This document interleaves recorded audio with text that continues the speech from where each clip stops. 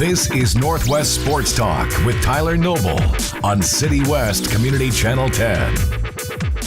Hello and welcome to Northwest Sports Talk on City West Community Channel 10. My name is Tyler Noble. Great to be back on the air with you. On the program today, we will be talking hockey. A little bit later on, we'll be joined by our regular guest, Steve Smythe, to talk about how the Canucks are doing this season, as well as take a look back at the World Junior Hockey Championship and how that went for Canada. Not very well, unfortunately.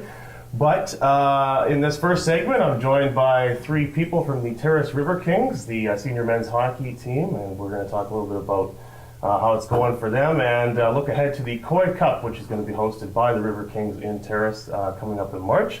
With me are Chapin LeBlond, Steve Cullis, the captain of the Terrace River Kings, and Ross Smith, who is the manager of the team. Welcome to the three of you. Thanks for having us. So let's kind of focus on the Coy Cup itself for a moment here. I'll start with you, Ross. How exciting is it to be hosting the event this season, especially given that the team has been to the last few? Well, I think it's great. It's a great opportunity for Terrace and for the River Kings as well to host it.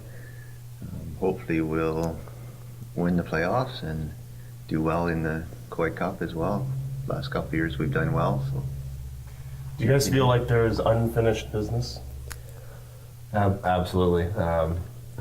It's just it's a long summer when you get that close, especially if playing for so long, and you get to the finals the last 2 years and just come up short. It's there's one trophy we don't have and we want it. So yeah, absolutely. Going to the finals kind of hurts losing it, but these guys have done it twice now. I did it once with them last year, and it's definitely unfinished business there for sure.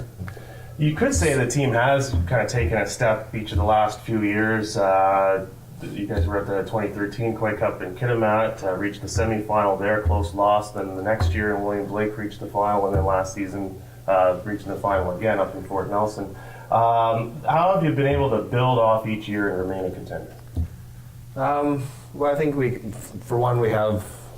had a good core, and then we get guys like Chapin and Petal and guys like that back. Obviously, and then we got some young legs this year that are back in town, and it's good to see that we can kind of, I want to say retool, but get some new legs in there while still maintaining what we had as well. Coming back and playing on this team, how's that been for you? It's awesome. I mean, the community's great here. They follow us pretty good this year. Fans have been awesome, and last year also. And it's good. It's run well. They treat us really good here, and I mean, we got good ice times and all that. So, and they do well on the road and give us food and all that. So, can't complain about that.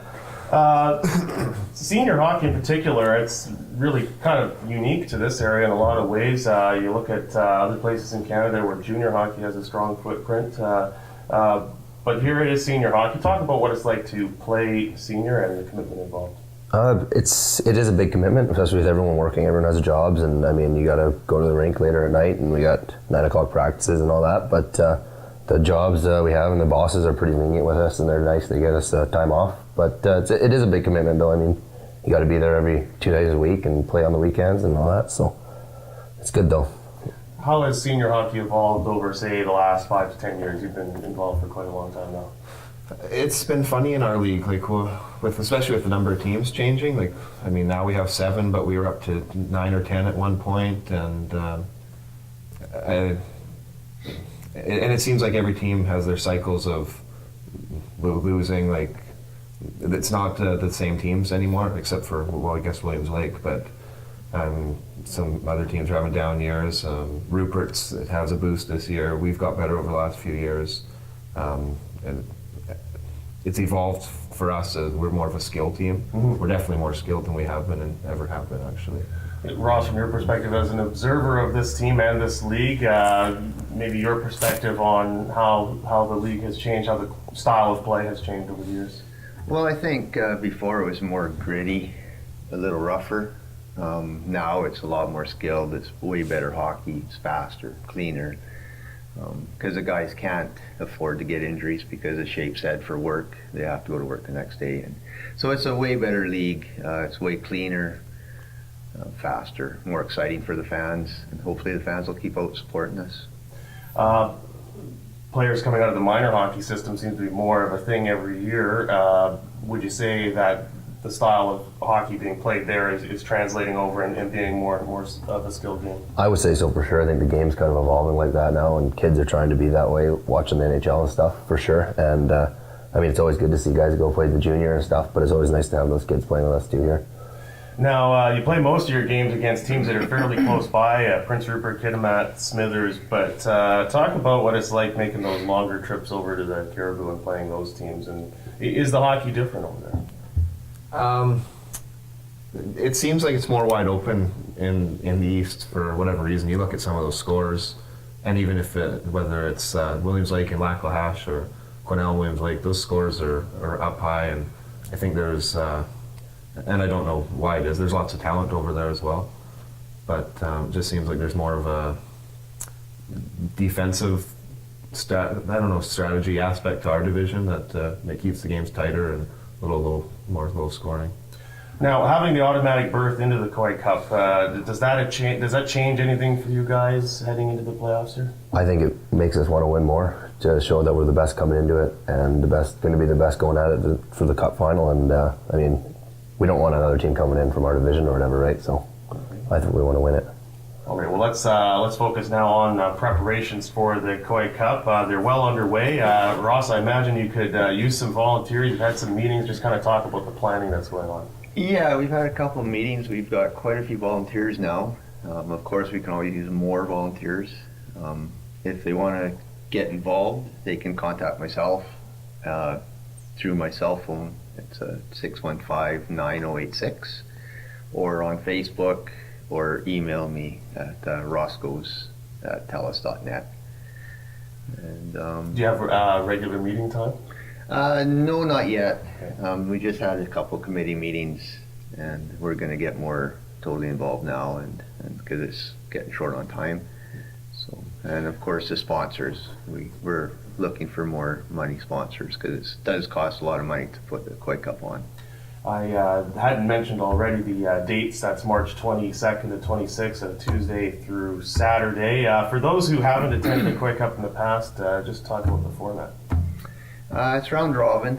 There's 2 games on the 22nd, 23rd, and 24th. I think they're 4:30 and 7 o'clock start time. And then on the Friday is the semifinals, 7 o'clock start time, and Saturday is the finals at 7 o'clock start time as well.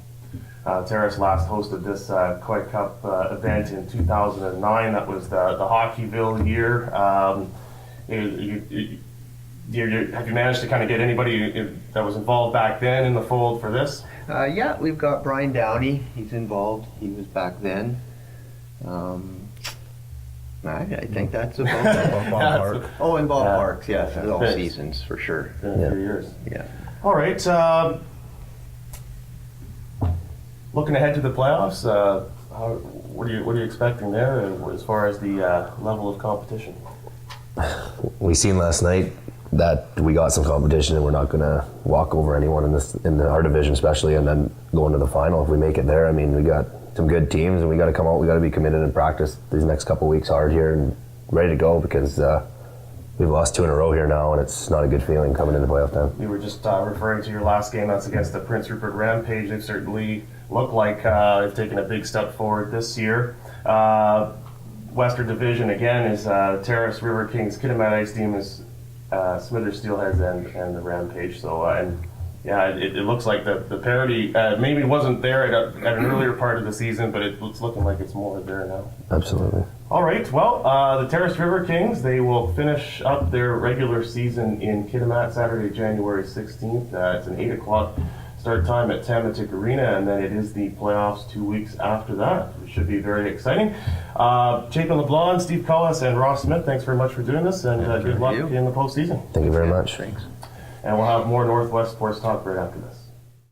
Welcome back to Northwest Sports Talk here on City West Community Channel 10. I'm Tyler Noble. We are joined now on the program by our regular guest, Steve Smythe. We're talking hockey, of course, on the program today. And First of all, Steve, Happy New Year. Nice to see you.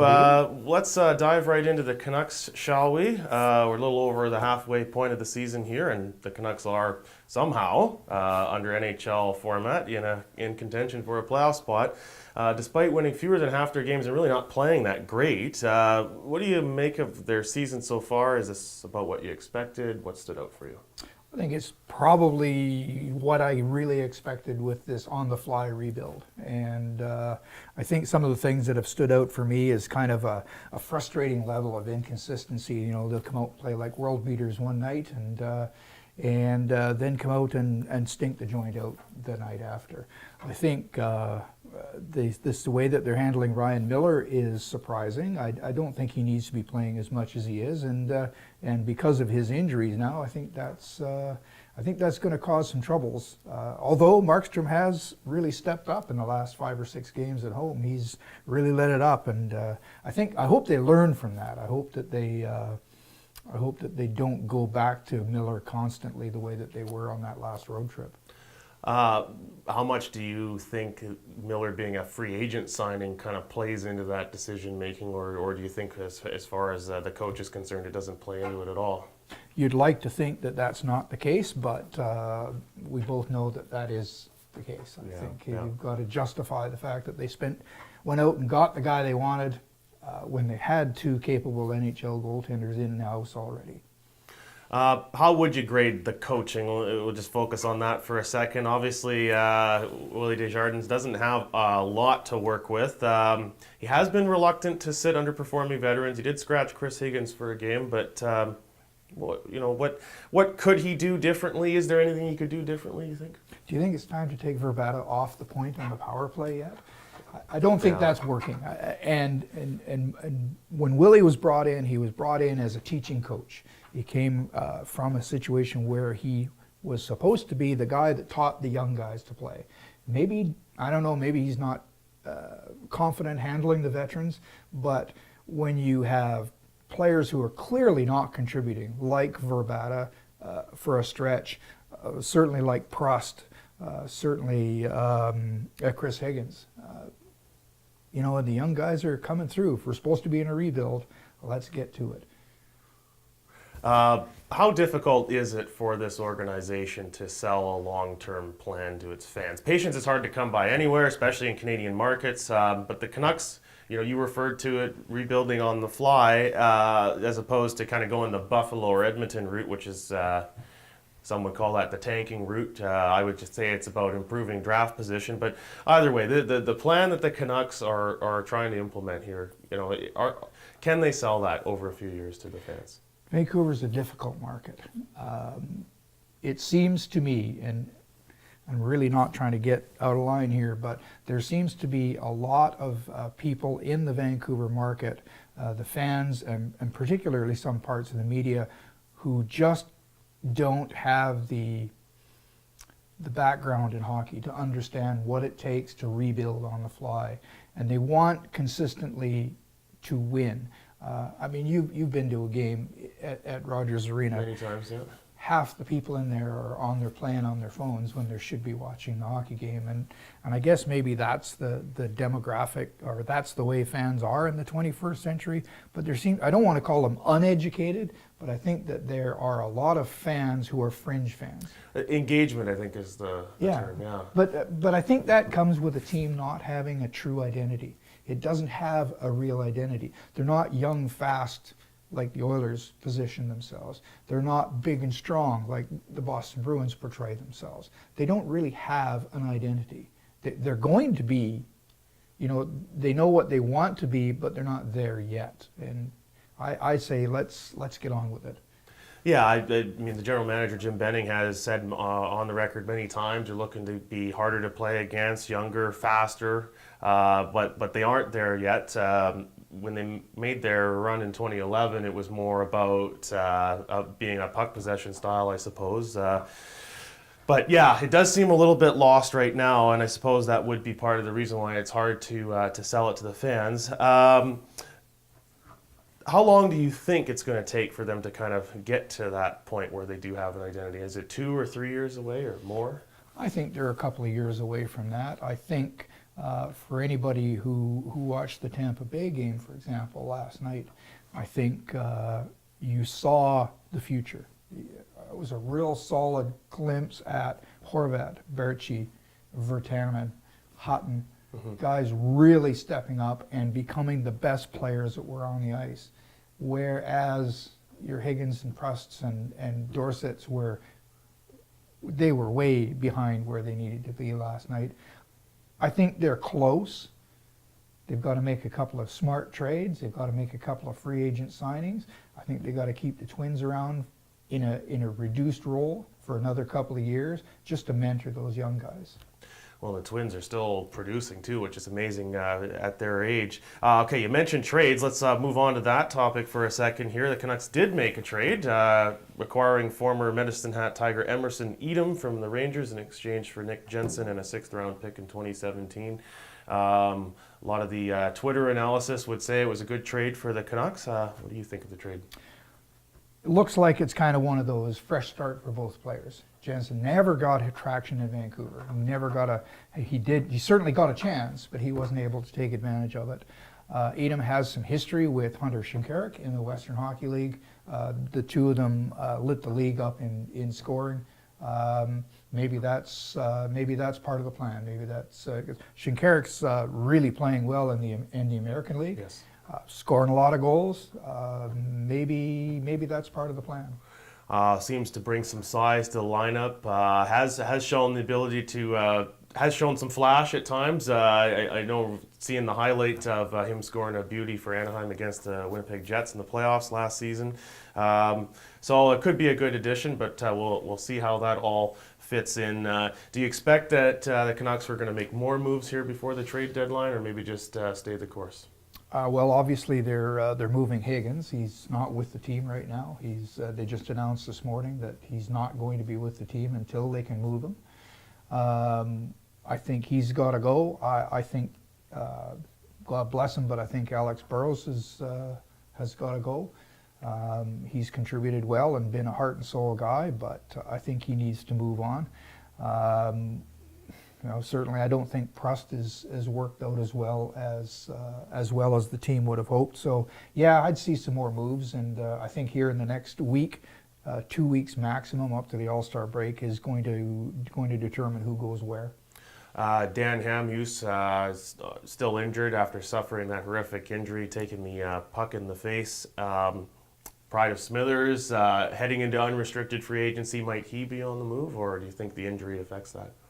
I think it'll tell how fast he comes back from that injury. They announced last night that he's back skating. He's 2 or 3 weeks at least away from coming back and playing. And we've seen players that have been injured in the past and how long it takes to come back and get into that game shape. Dan's a gamer. I mean, he's been tough since he was 13 years old when he was playing in Smithers, and you remember those days? I do remember those days, and I was lucky enough to have him on in a BC Winter Games situation, and he's a gamer. And I will say I was not impressed with his play up until the injury. There's something going on. He was not playing like Dan Hamhuis can play. Yeah. All right. Very simple question here. Will the Canucks be in the postseason this year? I'm going to say most likely. I think that this is going to depend a great deal on how fast Connor McDavid can come back. If Connor McDavid comes back, gives the Oil a boost, I think they take the Canucks playoff spot. Well, that's a big prediction there. Okay, you've heard it here first from Steve. Some quick thoughts on the other Canadian teams. I guess you've touched on Edmonton already, but maybe we'll go kind of west to east here. Calgary first. Calgary's obviously a deep disappointment after their playoff run of last year, and when they finally seem to get that team identity, they're not playing well this year. Edmonton, certainly with Connor McDavid and great high expectations, and he looks like he's the real deal. He's certainly selling tickets.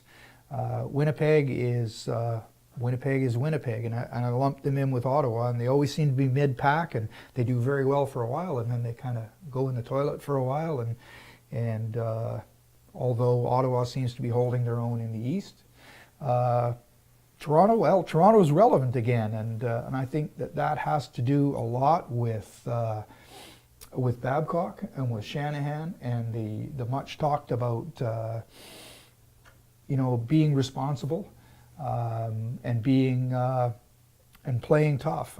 I wouldn't want to argue if I was in the media. I wouldn't want to argue with Brendan Shanahan or Mike Babcock. Certainly not publicly. Because they're expecting performance from their players. And the media circus that is the Toronto Maple Leafs seems to be really toned down. Other than the goaltending issue. Really seems to be toned down this year.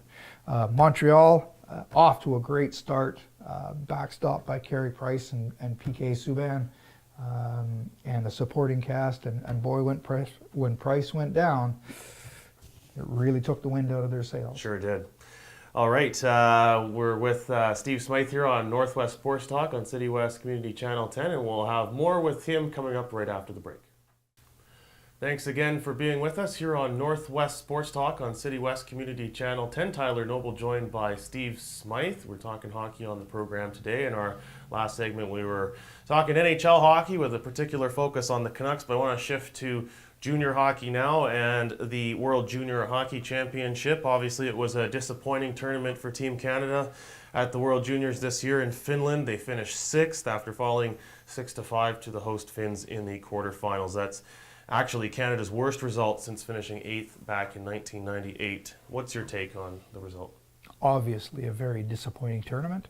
The team just never gelled. It just never got an identity, and it never got that sense of team. It was a collection of individual players, and I don't know, you can't hang the coaching staff out to dry, but certainly they have to be mostly responsible for that. They just never gelled, and really disappointing. Do you think team selection is a problem for Canada sometimes? I don't know.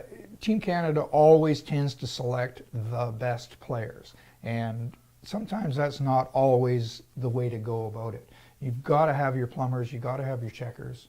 I think you have to pick your team for the ice surface you're playing on.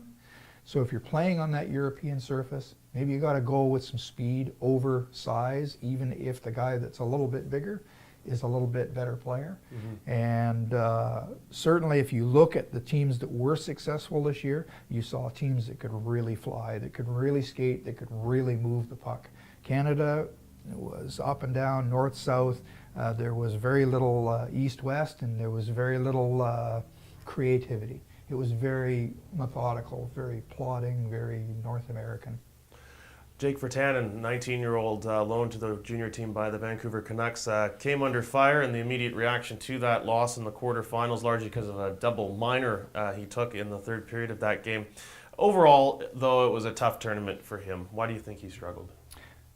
I'd like to know. I don't know. It should have been a boys versus men situation after him playing in the NHL. And unfortunately, he just never found any magic with anybody that they put him on the ice. Jake was not the only one that took bad penalties. Let's get that out in the open. I mean, in the very last game, it was, everybody seems to be giving Marner a pass for that punch in the face. Yep. You knew he was going to get a penalty for that one. Some of the other team, very, very undisciplined play, and that has to come back to the coaching as well. But, coming back to Jake Virtanen, again, last night's game, wow, he really lit it up last night against the Tampa Bay Lightning, back in the NHL, against one of the premier teams in the East, against some stud defensemen. He's got skill and he's got talent, and, to his credit, if you look at how he handled the media pressure, and there was some pretty stupid headlines out there, and you look how he handled that, and he's 19 years old, he's going to be a player. He's a good guy. He's a good player. you refer to headlines. Probably the biggest thing was actually the back page of the province the day after the loss. The province trying to highlight the fact that there was a lot of fan disappointment, but there was the unflattering image of him and goat medal winner underneath, and that drew a pretty negative reaction from a lot of people, As it should have. particularly in Vancouver. Yeah. Well, you mentioned ice service. I mean, Virtanen was on the gold medal winning team last year in Toronto, and that's a North American sized ice surface, maybe better suited for his game than playing on the big ice. Absolutely. But he can fly, he can skate. I just think that there was something wrong with the player selection process. I don't think that they found a good supporting cast for him. Now, I hate to bring up goaltending and make that a focus for Canada, but to me, the team just couldn't get a save when they were trying to seize control over the game against Finland after taking a lead. They'd get a 1-goal lead and then give the lead up again, and it'd be tied. They just kept going back and forth like that. How much heat should the coach take for sticking with Mackenzie Blackwood, who clearly wasn't at his best versus the Finns? You look at Finland; they actually changed their goalie when it was 3-2, and it really seemed to change the game for them. I'd like to think that if I was behind that bench, I would have hooked him after the first period. He just did not have it that day, and it's a one-game winner-take-all situation. You're not building for the future with that team. You have a win now, and that leaving him in, I don't think was the right thing to do. Have to remember, the last Canadian goaltender that got shredded that bad by the media, by the other team, by the whole tournament process was probably Marc-Andre Fleury. Mm-hmm. He turned out okay, and he's had going on to a nice, healthy NHL career, and maybe Mackenzie Blackwood will, but that wasn't his day. He needed to be on the bench. We talked a little bit about ice surface size, but how much of a factor is just having home ice for Canada? They were the hosts last year. They're going forward the next few years. They'll be hosting every second year, so they'll be back in Toronto and Montreal next year.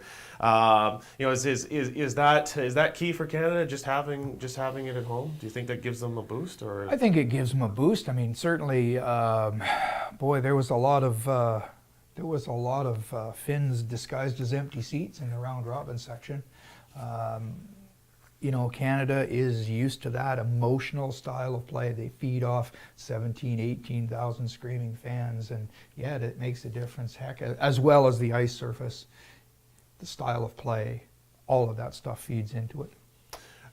It's hard to remember a time in the past when there's been such parity in the World Junior Championship. I mean, in the quarterfinals, Denmark was matched up against Russia, and they were 40 seconds away from the huge upset there. So is it fair to say that this is a big thing, not just in Canada? It really seems to be growing in other places. I hope so. I mean, it's great hockey, and people are recognizing that it is good hockey, and that the kids, and they are kids, we have to remember that. Mm-hmm. They're 17, 18, 19 years old. They don't take a shift off. I mean, every shift is full throttle for those guys, and they're playing for what could be a very lucrative future for them, and they're playing for their country. It's that time of year. It's a Canadian tradition. It's really nice to see that it's starting to become an international tradition as well. Finland, of course, captured the gold medal with a 4-3 win in overtime against Russia. What impressed you the most about the Finns? This is now 2 World Junior titles in 3 years for them. Their first 2 forward lines were spectacularly good. Their goaltending was good when it needed to be. Their defense was big and strong and moved the puck. It's always been said the Finns are the most Canadian of the European teams. I'm not sure whether that's a compliment or not, if you're Finnish, but they played strong. They played hard, and you got to feel for Russia. I mean, Russia's always the bridesmaid lately, it seems, but Finland played strong, and they were a good team, and they were purpose-built, not to mention the fact they're hosting the tournament.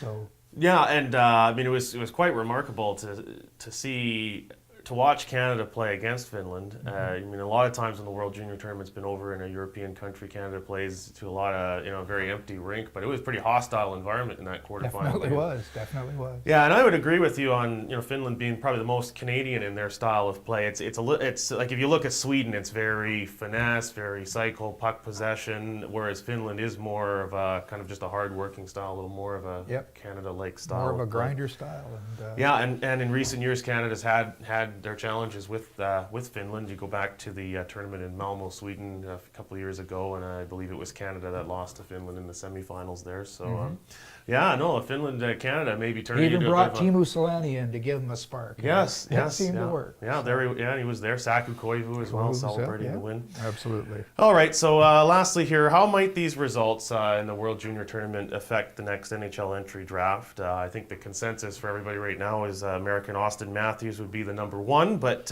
with so many talented players coming out of Europe, we look at the Finnish team, will there be a Canadian even in the top 5 this time? It's entirely possible that there isn't going to be a Canadian in the top 5, and I don't think that that's really an excuse to go off half-cocked and crazy and have a national inquiry as to the future of Canadian hockey. Canadian hockey is in fine hands. It's strong. It's deep. It can't be number one every single year. It's just as much as we'd like to be. The other countries are catching up. The Finlands and Denmark's. You look at some of the success Denmark's a pretty small hockey population. Mm-hmm. They're starting to put guys in the NHL as well. I like the American model, like that club team model. I really like that model. I'm not sure why they brought Ron Wilson in to coach it. Maybe they were kind of following after the Pat Quinn experience and trying to see if they get a little bit of that magic, but. Yeah, well, and Ron Wilson did come out and say afterwards he didn't think he would do it again. So, it is an interesting choice, but he's had a lot of success with USA Hockey, and wasn't a bad choice per se. All right, Steve, thanks as always for your time. Thank you. All right, and I'd like to thank once again the guys from the Terrace River Kings that were here earlier, Ross Smith, Steve Cullis, and Chapin LeBlanc. Thanks as well to Devin Wall, who were behind the scenes at City West Channel 10. I'm Tyler Noble. Thanks for watching Northwest Sports Talk.